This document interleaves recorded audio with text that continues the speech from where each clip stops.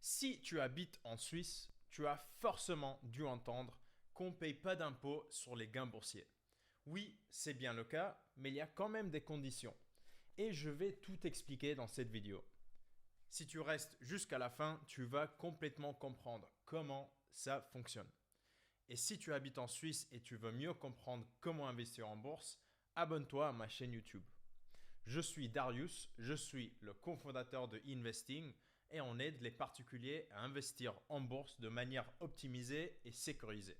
Pour bien lancer cette vidéo et comprendre le contexte de notre pays, il faut comprendre ce qui se passe autour de nous en Europe avec nos voisins.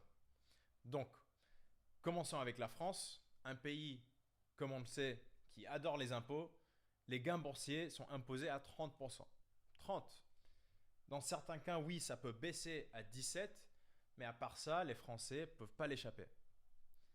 Ensuite, en vérité, en Allemagne, c'est plus ou moins la même chose. Tu vends tes actions ou tes obligations avec un peu de gain, direct, 25% d'imposition. Donc 30% en France, 25% en Allemagne et en Italie, c'est 26%. Donc tu comprends déjà que la différence entre 0% et 25 ou 30% est vraiment significatif si tu arrives à l'avoir.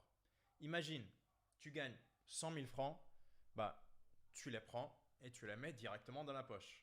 En France, l'État aurait pris 30 000 francs, donc ils ont que 70 000 de gains en réalité.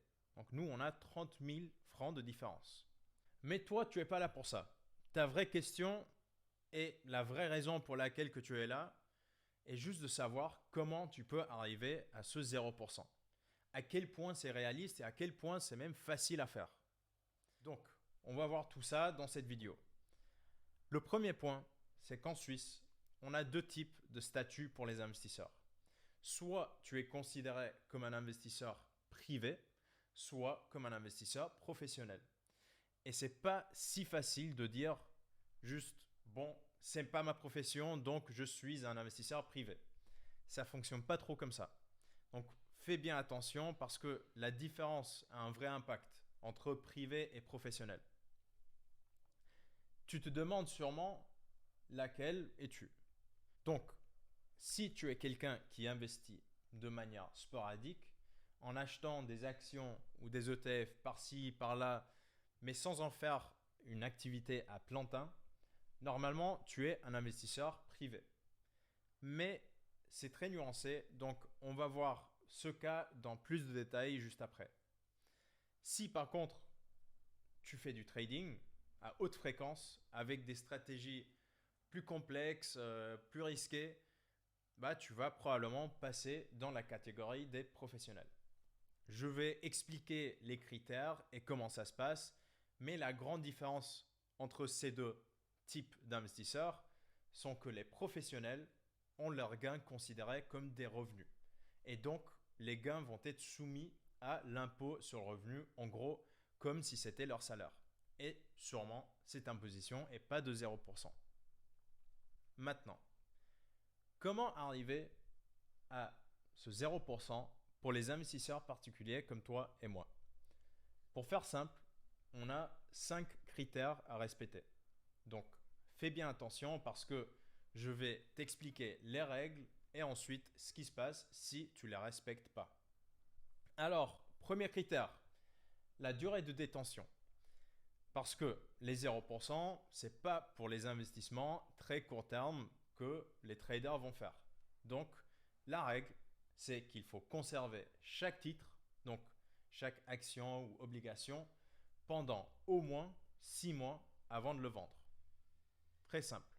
On achète en janvier, on ne peut pas vendre avant juin.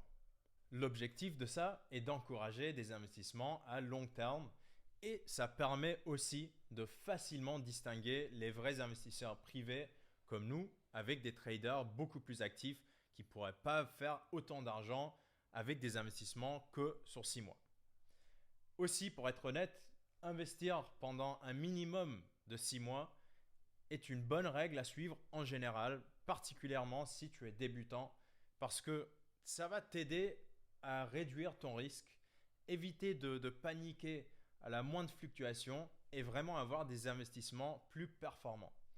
Pense long terme et tu fais ta vie juste plus facile. Donc oui, le premier, c'est les 6 mois de détention, 6 mois, très simple. Maintenant, le deuxième critère, qui est fait pour réduire le nombre de transactions que quelqu'un va faire, pour fixer le seuil de rotation du portefeuille.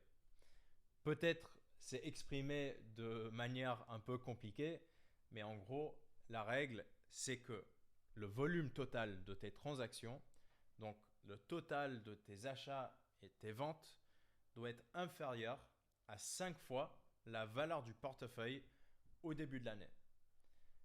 C'est un peu plus facile à comprendre avec un exemple. Donc, disons que tu as 100 000 francs dans ton portefeuille, 100 000 francs en action le 1er janvier, premier jour de l'année. La règle dit que tu ne dois pas avoir ou faire plus de 5 fois ça, donc 5 fois 100 000 francs, soit 500 000 francs de transactions, donc d'achat et de vente pendant l'année. Encore, comme la première règle, la deuxième règle est faite pour réduire ton activité d'investissement. Et en vérité, ça aide à réduire le risque que tu vas prendre. Sortir et entrer dans le marché plus de 5 fois avec toute la valeur de ton portefeuille serait une activité trop intense, trop risquée pour un investisseur privé. Donc oui, en vrai, c'est une règle qui fait du sens. Donc, 1, 2, on est bon. Notre troisième critère va assurer que ton activité principale n'est pas l'investissement en bourse.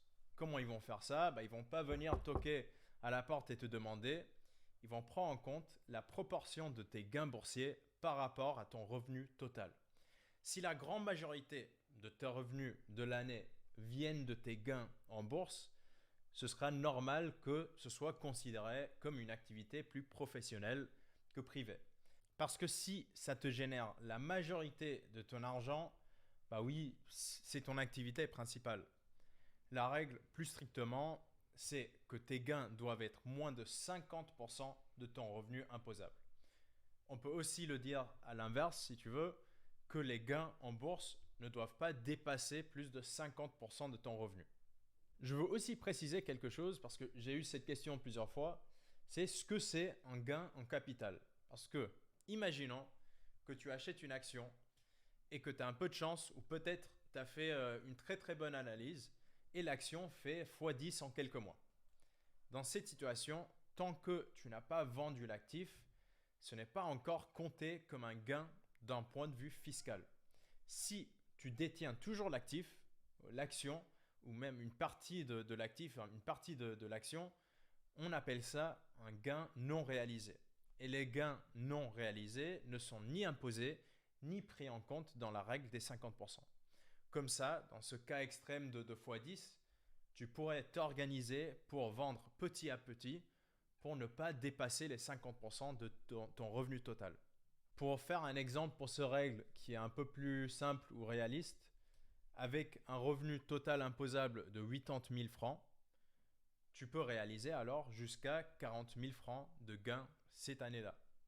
Donc, ça veut dire que tu peux vendre des actions avec une plus-value, pas la valeur totale, mais la plus-value qui peut monter jusqu'à 40 000 francs. Et pourquoi cette précision? Parce que les pertes que tu vas peut-être avoir vont aussi être déduites de tes gains. Donc, c'est vraiment la somme finale à la fin de l'année, gains moins pertes en bourse, qui ne doit pas dépasser les 50%. Voilà pour la troisième règle. Pour la quatrième, c'est beaucoup plus facile, c'est l'interdiction d'investissement avec de la dette.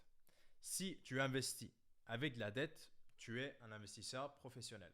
Tout court.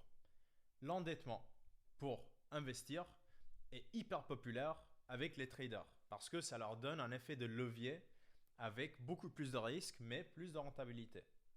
En Suisse, nous, on considère ces risques comme étant une activité professionnelle. Et si c'est professionnel, tu n'es pas exonéré d'impôts. Donc, mieux éviter l'endettement. Alors, on a vu 4 sur 5 critères. Premier, la règle des 6 mois de détention. Ensuite, la règle du volume total des transactions. On a la règle des 50% pour la proportion par rapport au revenu et finalement l'interdiction du financement par emprunt. Donc 4 sur 5, tu veux savoir ce que c'est la cinquième, mais j'imagine peut-être tu poses la question, qu'est-ce qui se passe si tu ne respectes pas les 5 règles? Je vais t'expliquer juste après et je vais aussi te dire un point assez important, si c'est vraiment quelque chose qui est vérifié par l'État ou pas. Donc, notre cinquième règle déjà, pour avoir le 0%, c'est que tu n'as pas le droit d'investir dans des produits dérivés. Un produit dérivé, c'est simplement quelque chose qui va dépendre de la valeur d'un autre actif. Généralement, si tu es débutant ou intermédiaire en bourse, tu ne vas pas les utiliser. Des exemples sont par exemple des options, des futurs, des swaps, des CFD. Et si tu ne sais pas ce que c'est, t'inquiète pas, c'est normal. C'est juste des contrats qui parient sur la valeur d'autres actifs. Les actions, les obligations, les ETF ne sont pas des produits dérivés, donc pas de problème. On a juste le droit par contre d'acheter des produits dérivés si c'est pour limiter les pertes, parce que dans certains cas, les produits comme des options qui sont des produits dérivés peuvent être assez utiles pour limiter les pertes. Ça, c'est ce qu'on appelle la couverture. Je peux l'expliquer dans une autre vidéo, mais ce n'est pas le sujet d'aujourd'hui. Parce que le sujet d'aujourd'hui, c'est de ne pas payer d'impôts inutiles en bourse. La question de comment pas payer d'impôts est répondue de manière très simple, c'est juste respecter les 5 critères. Si tu les respectes, 0% d'impôts sur tes gains boursiers. Et comme on l'a vu, comparé avec la majorité d'autres pays, on a de la chance. Et aussi, vu la popularité de nos banques suisses auprès des investisseurs étrangers, à mon avis, c'est peu probable que cette 0% va monter et que c'est quelque chose qui va changer. Donc, il faut utiliser notre avantage. Maintenant que tu comprends les règles, comment vraiment t'assurer de ne pas payer d'impôts? Ou plutôt, qu'est-ce qui se passe si tu ne respectes pas un de ces critères? La première chose à dire, c'est que ces 5 règles, ou plutôt les 5 critères, sont des directives, pas des règles hyper strictes. Ce que ça veut dire, c'est que chaque cas est examiné individuellement. Donc, il se peut que tu ne respectes pas un de ces critères, et encore imagine de manière juste marginale, tu seras probablement considéré quand même un investisseur privé. Donc, il ne faut pas trop avoir peur de ça. Il n'y a aussi pas de contrôle systématique. Donc, ce que ça veut dire, c'est que l'administration fiscale ne va pas vérifier systématiquement tous les investisseurs pour voir qui ils peuvent imposer.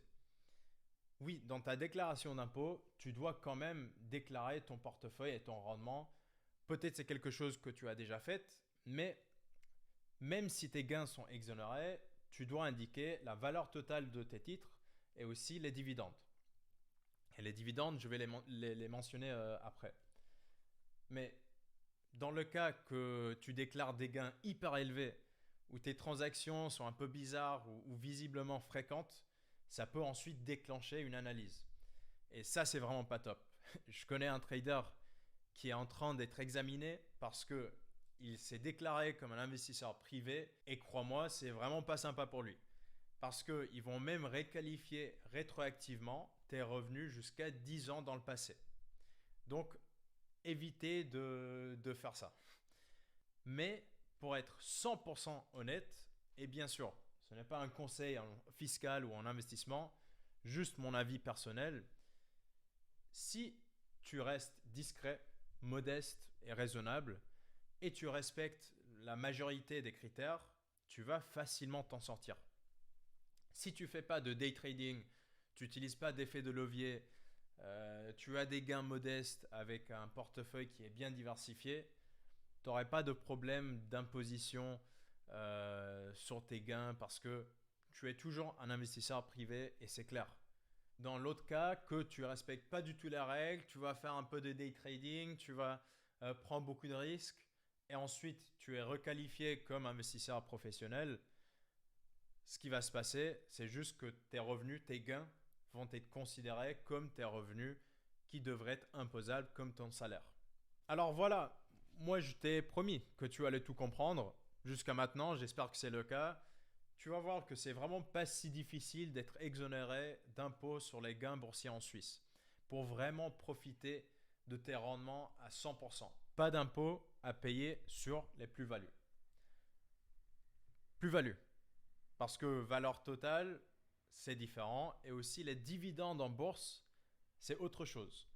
Si tu as une stratégie basée sur les dividendes, eux, ils sont toujours considérés imposables, n'importe ton statut, avec les revenus de l'année.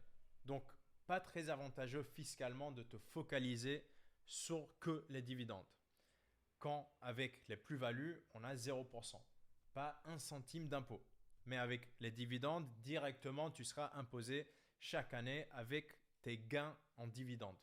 Donc, mieux te concentrer sur les plus-values, ce qu'on appelle accumulant ou capitalisant en bourse, pour éviter d'avoir des dividendes, pour éviter l'imposition et vraiment prendre les 0% d'impôt et prendre avantage de ce qu'on a en Suisse. Pourquoi je te dis ça? Parce que j'ai plusieurs amis qui veulent venir en Suisse juste pour cette raison-là, juste pour les 0%. Et toi, mon ami, tu as de la chance, donc utilise-le au maximum. J'ai encore plein d'astuces à te partager sur l'investissement en bourse, donc très facile, abonne-toi, like cette vidéo. Et ensuite, si tu es plus sérieux, tu veux vraiment aller plus loin, tu peux même prendre un appel gratuit avec un expert d'investissement dans mon équipe avec un lien dans la description. Voilà. Attaque tes investissements en toute sécurité, ne panique jamais et on se revoit dans une nouvelle vidéo financière.